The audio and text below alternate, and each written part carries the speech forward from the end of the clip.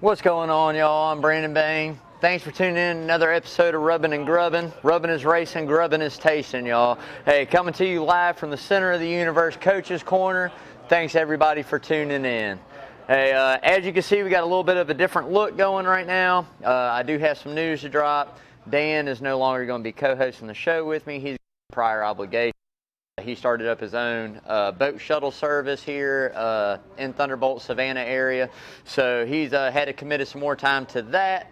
With that being said, I'm going to be coming to you live every Wednesday. Hopefully Dan finds some time, maybe come back up here and rap a little bit about some NASCAR stuff. But at the end of the day, man, we hope he does well and completely understand, man. Money is king. So go get it, Dan, man. And I'll see you Sunday, brother.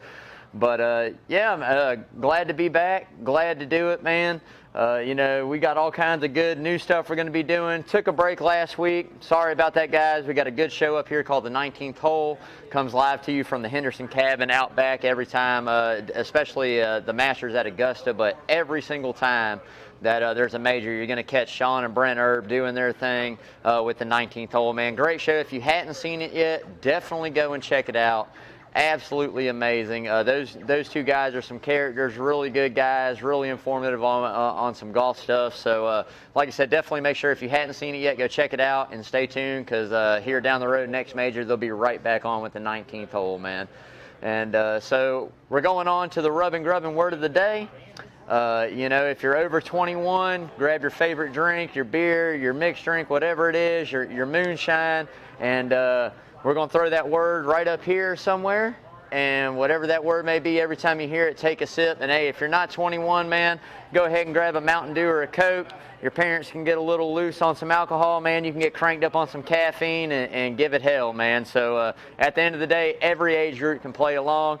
The word this week is going to be something up here. The word last week was driver. So I think that's an awesome word. Probably said that quite a few times on the last show that we did. Don't know how many. Got to start kind of keeping account on it. I'm definitely going to make sure we do that from here on out. But hey, man, let's get this thing going. Let's get into some NASCAR news. So some news going down right now. You got Jennifer Jo Cobb, man, coming up. Going to try to race a Cup Series race at Talladega. So big kudos to her. You know, you've seen her for years. ARCA Series, Truck Series, been a staple in quite a few different series at times. So for her to take the step up, I think it's really good. I also think that there again on these you know, restrictor plate or super speedway racetracks, the underfunded teams definitely have a great advantage and get a great chance to go out and make a big payday for their underfunded team, which can there go on to support maybe future races or help just advance that program a little bit. So big shout out to her, man. Not only with that being said, she's going to be the first woman since Danica Patrick to come into the Cup Series and race a Cup Series race. So there again, I mean, it takes a lot, and you know, NASCAR moving in the right directions. You know, women. Diversity, doesn't matter. NASCAR, hey, man, if you can get behind the wheel and drive the car, that's all we care about as NASCAR fans, man, in NASCAR. So let's do it. Good luck to Jennifer Jo Cobb, man. So with that being said, a little bit more news, man. You got Dale Jr. out there talking about Cup car possibilities. You know, we got the new generation coming in next year in 2022. It's going to make a lot of things easier on teams financially.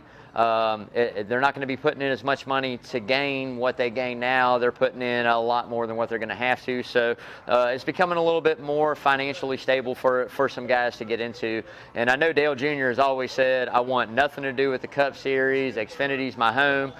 When you go back and look at the drivers that he's produced that raced at JR Motorsports, not only did you have, you know, William Byron, you know, at the end of the day, not only did you have Chase Elliott, you got all kinds of talent that has come from JR Motorsports down there in the series and come up and been good talent in the Cup Series as well. So I think that if he does it and he puts the time into it, I really think he can be successful at it. I know that his dad did for a while, was successful at it, and I think it's something he's definitely going to look into.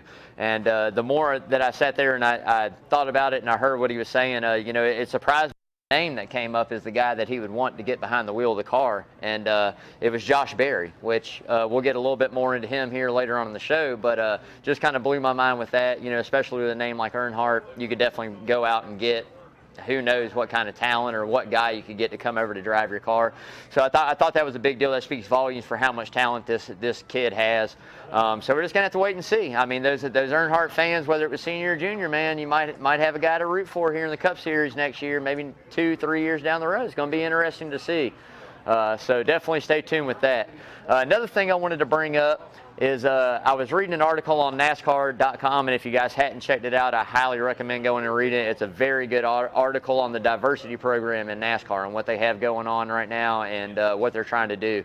There's a guy by the name of Brandon Thompson who is like the the head of that department for NASCAR, and the guy has already made leaps and bounds in what he's been doing. I read an article. It is absolutely amazing, very informative on steps that NASCAR is taking, not only to better the vast diversity of races that we have, but also putting the guys in the right place, making sure the sponsors back these guys. I just think he's doing great work, and it's definitely something you got to check out. And anybody that's a NASCAR fan knows, if you've watched the moves that we've made since the pandemic started last year, guys banning, NASCAR as a sport banning the Confederate flag at their racetrack. The support that everybody showed Bubba Wallace with the stuff that he had going on. We're making big moves, man, and that's what it's all about. The world changes, we got to change with it. And like I said earlier, it doesn't matter to me skin color, doesn't matter to me male, female, doesn't matter. If you can get behind the wheel of a car and drive and win races and compete, that's all that matters. That's all we ask for. So I think it's great, but he did do something really good, which I didn't even know about at the Atlanta race. So this was, I think, 6 days after we had the hate crimes that were on Asian massage parlors and different Asian things in Atlanta. 6 days later, we went to the Atlanta race. I was actually at that race, obviously, Atlanta, man. I mean, I got to be there, right? So didn't even know anything about it, but there was a pre-race ceremony that he actually came out, and what he did is brought some people that work in an organization based out of Atlanta that help towards Asian equality and different things, brought them down to kind of take their mind off of what had just happened, experience a NASCAR race, and some of the reviews are great. So like I said, if you hadn't seen it, NASCAR.com, go check that out. It is absolutely amazing, man. There again, coming to you live, Coach's Corner, center of the universe, man. I want to say thanks you guys for tuning in, as always. If this is the first time tuning in, or if you're a regular and you hadn't yet, please go like, share, follow all our stuff, man. We got a YouTube channel going, Rubbin' and Grubbin', and that's I-N as it's spelled down here in Georgia. There's no G on the end of that. It's Rubbin' and Grubbin'. But definitely check that out. Like, share, and subscribe. That's a big deal to us, man, beyond all other. Really appreciate the support and you guys. But you can check us out on Twitter, Facebook, at Rubbin_Grubbin. Find us, man. Like, share, follow, spread the love to your friends. Even if you don't care about NASCAR, man, we do a lot of good things for charity up here at Coaches, and that's what it's all about, man. So the more people we get involved, the better we're all going to be. And greatly appreciate the support as well. So, like I said, John and Adele Henderson allow us to do this all the time up here. Great folks, man. Absolutely love them. Man, I tell you what, some of the most humble people ever. So if you're around, if you're in town, you want to grab cold drinks, some good food, have a good conversation with somebody up at the bar, or maybe grab a bite to eat, please swing by Coaches, man. It is a great local business. They help support the community. It goes to a great place, great cause. And like I said, you can't beat the food in here or the cold drink. So definitely come in and check us out. So, man, I tell you what, and we're going to get into this Martinsville, man. Whoo! Hell of a race right there, man.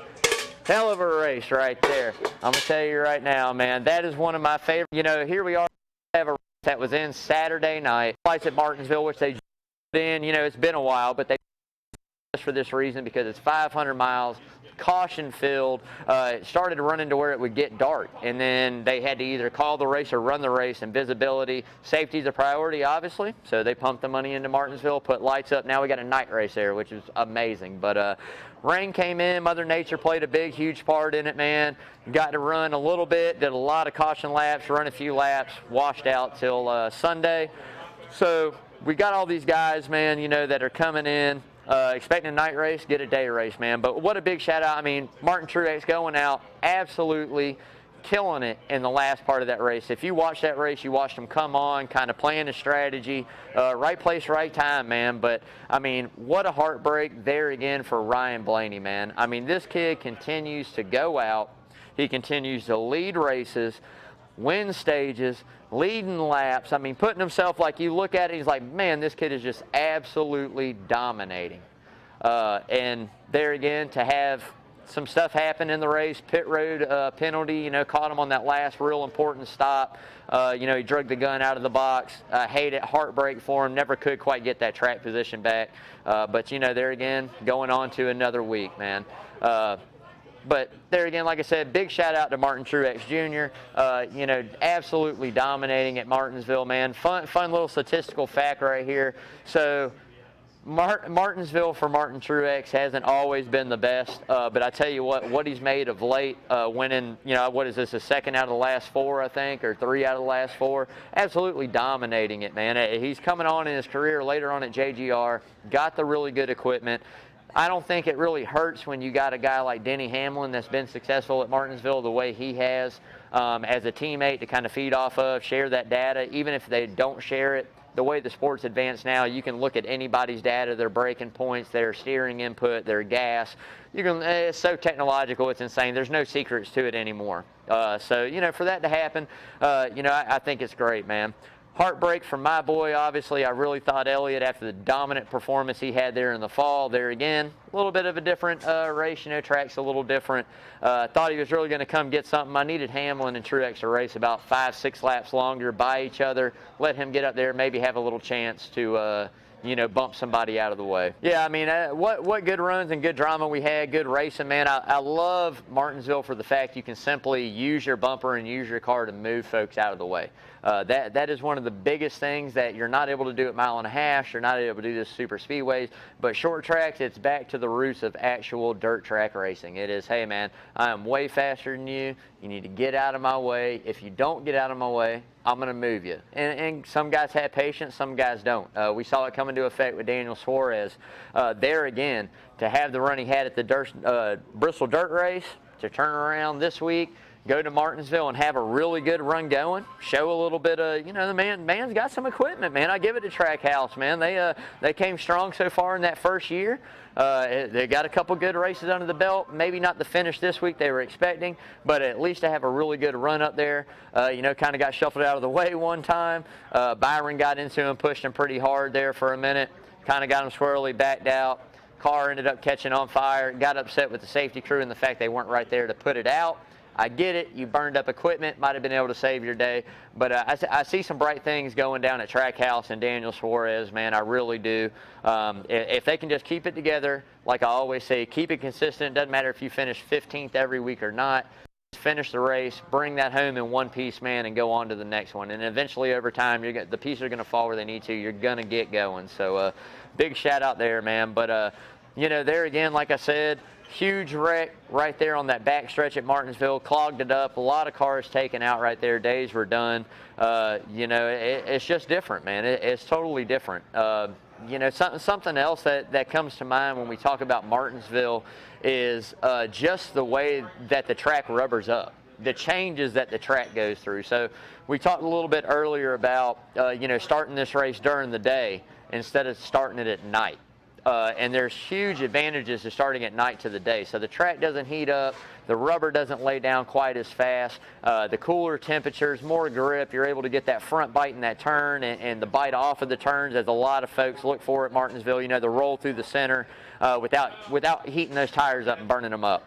Daytime, like I said, the rubber's up a little bit quicker. The track changes so much from day into the later hours of the afternoon like it did at this race. I mean, you saw guys that, you know, sat there for a minute and dominated the race like a Ryan Blaney, like the Denny Hamlin, absolutely killing it. And then as we got later on in the race, you start seeing other guys starting to come up. I mean, Kyle Larson had a good little short run car there for a while. You had Chase Elliott that crept his way after you know, a couple bad pit stops, which I'm an Elliott fan. I pay close attention to those. A couple bad pit stops. Hit the money stop right there at the end. Great stop by the crew on that last one. Got him a little bit of that track position that he'd lost throughout the day. And Martinsville is somewhere that is extremely hard to gain track position. So big kudos to them on that last stop. Ends up getting that second place finish.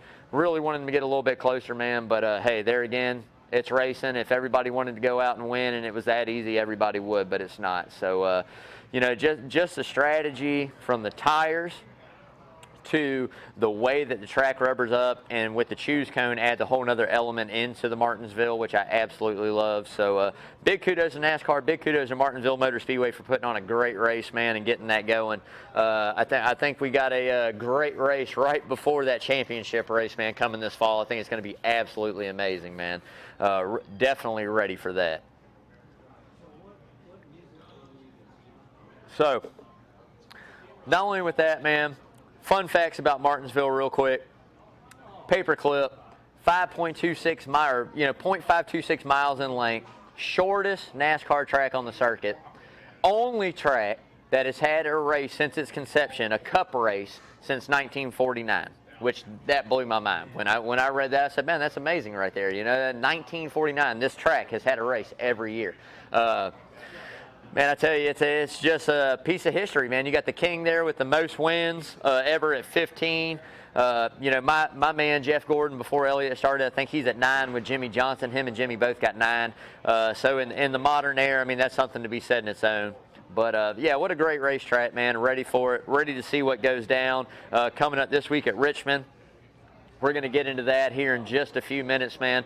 But like I want to remind everybody, we're doing this, man, my sweater bucket, we're doing all this stuff right here for charity. Help save one of your own, a local-based charity out of Savannah, man, that helps a lot of families through a lot of things. Always big supporter of the charity stuff we do here at Coaches, man.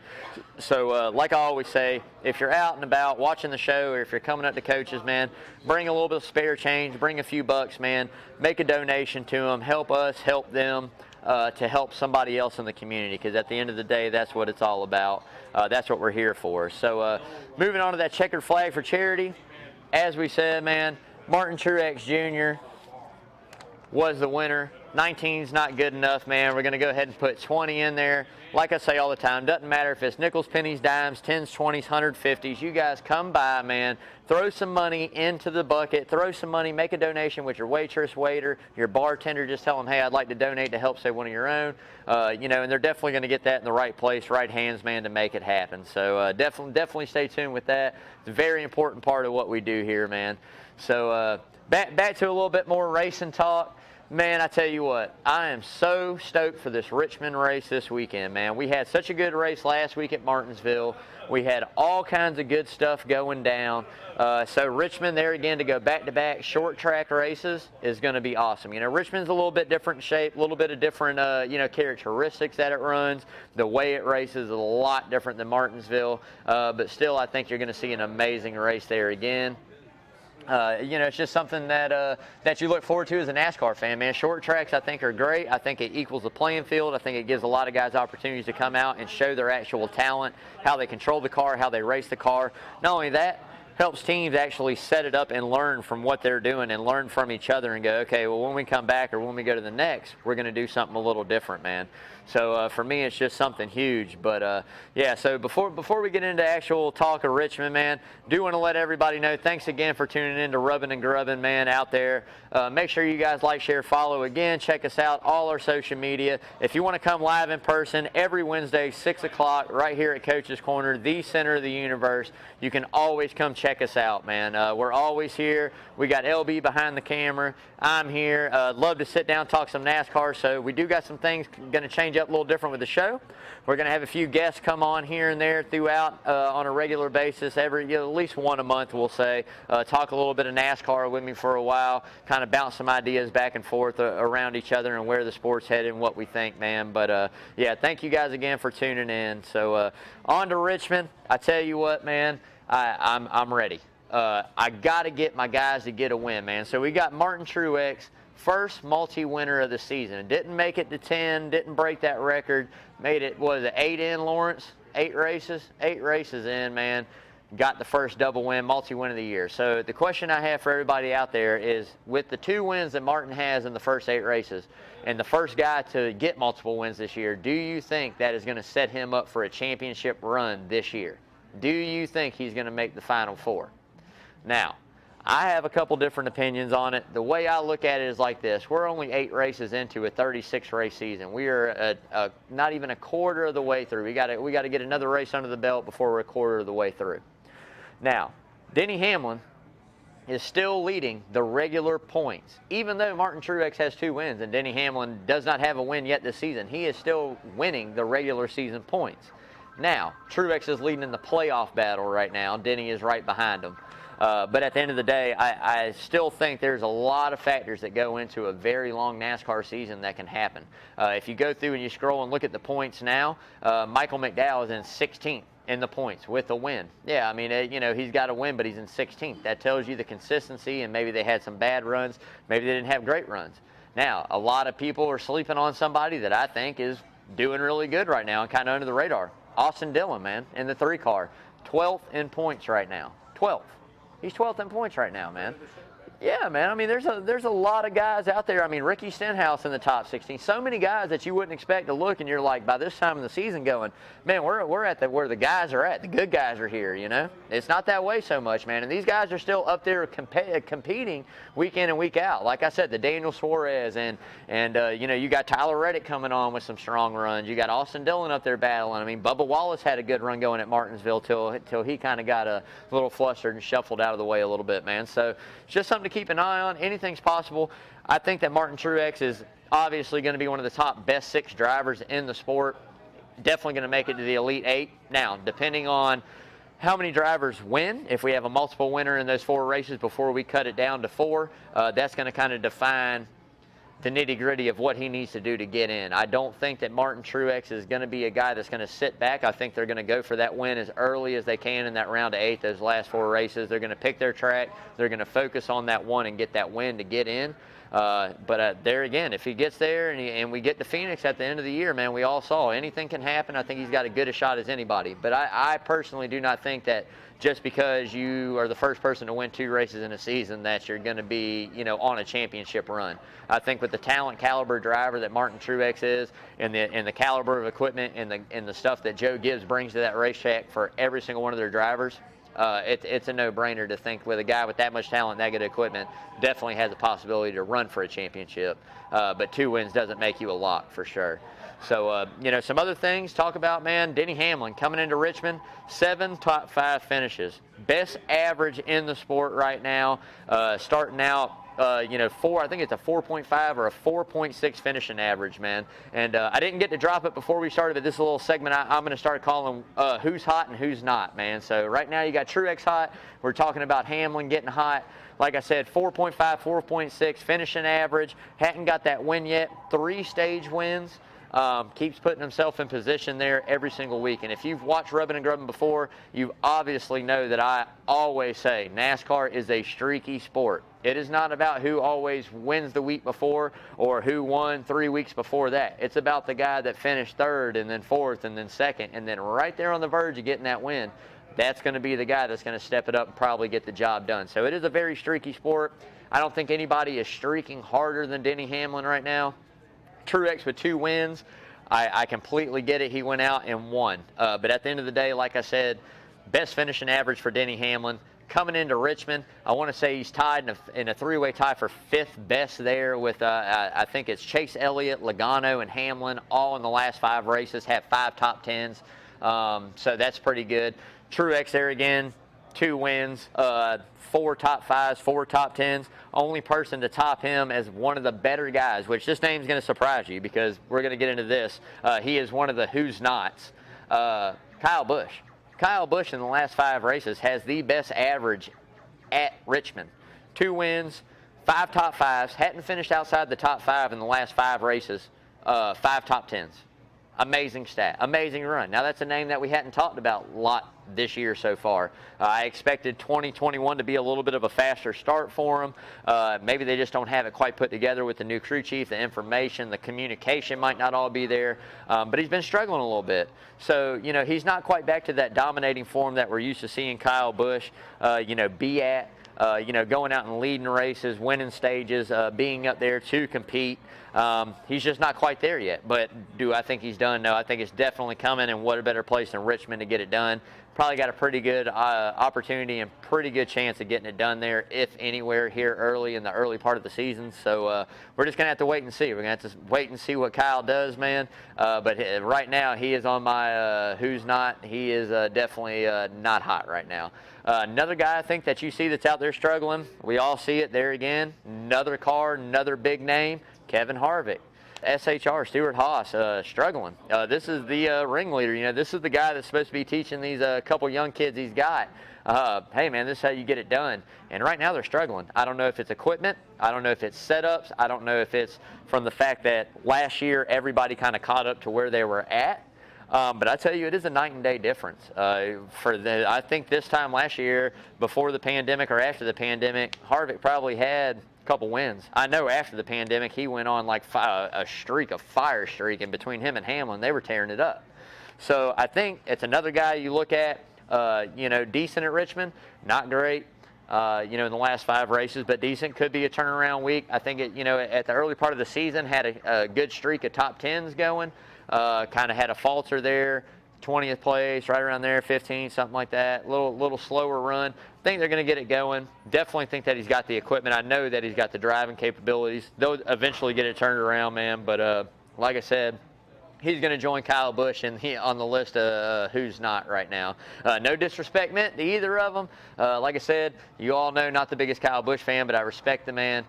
Kevin Harvick there again, staple of the sport, been there a long time. So you guys got to get it together, man. You got to get this rolling. I don't know what you guys need to do, talk amongst each other, take some notes from somebody, get it figured out. But there's no reason why Denny Hamlin and Martin Truex are running as good as they are. And Christopher Bell got a win, for God's sake. All right, and Kyle Busch doesn't have a win. So I don't know what you got going right now in your life. You better go see a priest. You better go see a preacher. Whatever you need to do, you need to shake the demons off, bro, and go get you a win is what you need to do, man. So we're going to stay tuned, see if he can change his luck, man, see if he can change his life and get it right, man.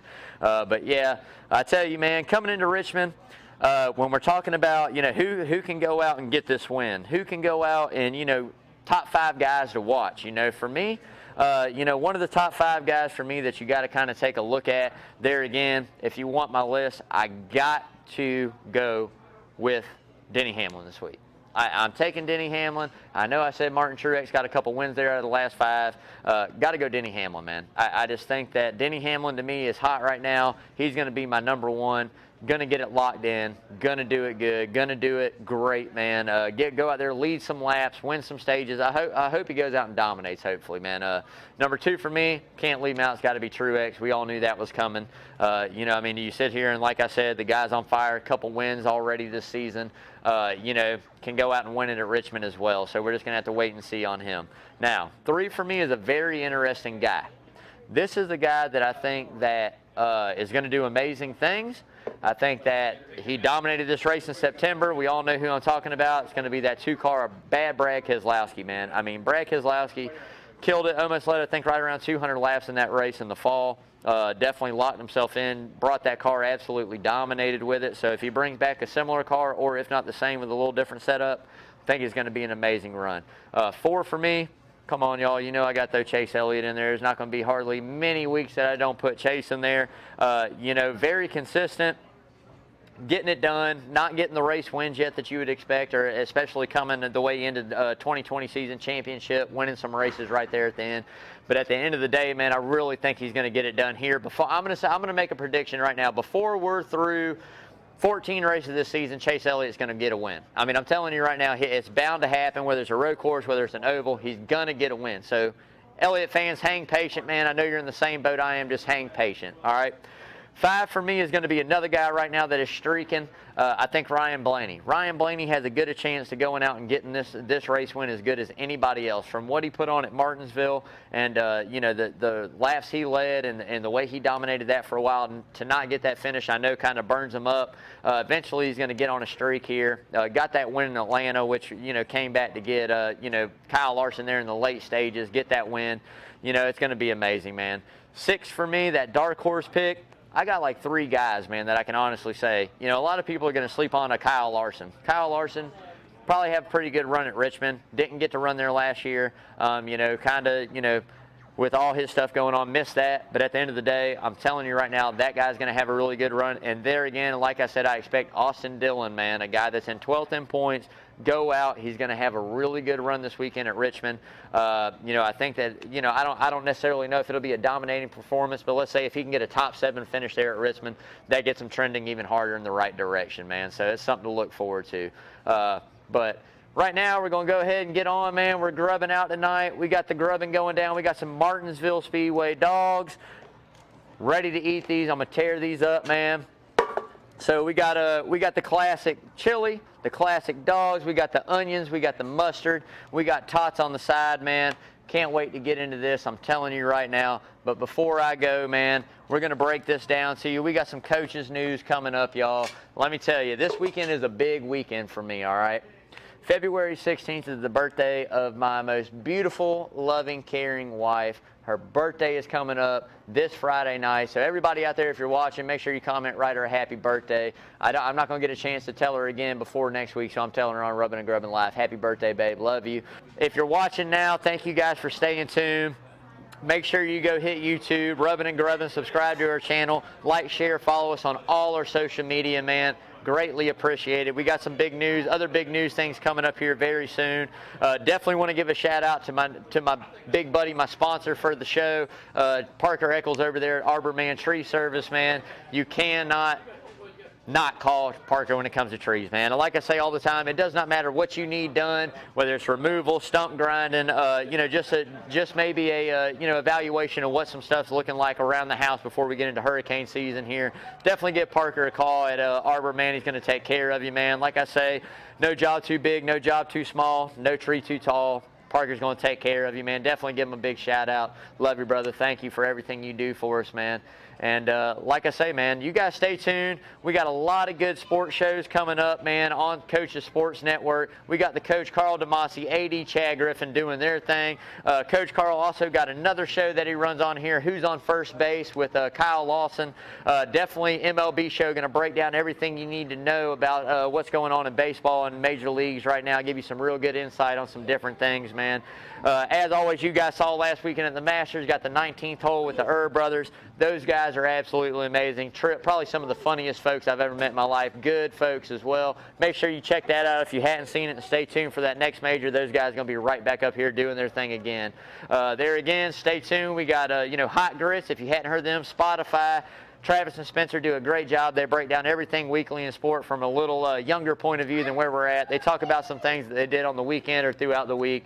Those two guys are great guys, man. Do a lot of stuff for us up here at Coaches as well. Always down to have a good time with them. Like I said, man, like, share, follow. Stay tuned, man. Come out to Coaches. Help support your local business, man. That's what we're all about. Give back to some charity. Do some good things for the community, man. Come get some good food, good beers. Spread the love, spread the joy, man. Hey, and until next time, guys, stay tuned for another episode of Rubbin' and Grubbin', man. I'm coming to you. Not gonna give up on you guys. Got some big news coming up as well. Maybe another sponsor in the works. Maybe a couple little raffle things in the works, man. So you guys definitely stay tuned. Like, share, follow. Mask up. Stay safe. Get vaccinated. Hey, y'all. Wash your hands.